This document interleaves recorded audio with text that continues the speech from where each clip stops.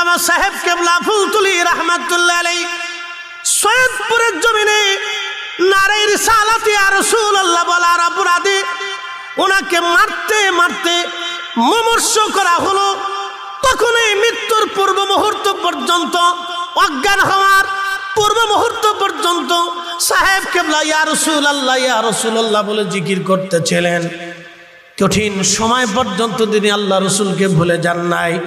আমরা তাদের অনুসারী, জীবনের শেষ সময় পর্যন্ত আমরা রিসালাতের পক্ষে, রাসূলুল্লাহর পক্ষে আমাদের জীবন পর্যন্ত টিকে থাকবো। কথা বলেন ঠিক না বেঠে? প্রিয় উপস্থিতি, সেই দিনের রক্ত ওনার বৃথা যায় নাই। আল্লাহ এই সিলেটের জমিনের রন্দে রন্দে ওনার রক্তটাকে আল্লাহ কবুল করে নিলেন। আল্লাহ এই জমিনের রন্দে রন্দে ওনার খেদমতটাকে এমন ভাবে আল্লাহ ছড়িয়ে দিলেন, প্রত্যেক মানুষের হৃদয়ে হৃদয়ে গেথে গেল।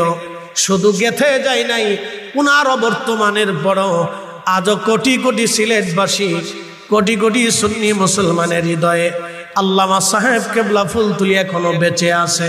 কথা কন না কেন? প্রিয় উপস্থিতি, মনোযোগ দিবেন।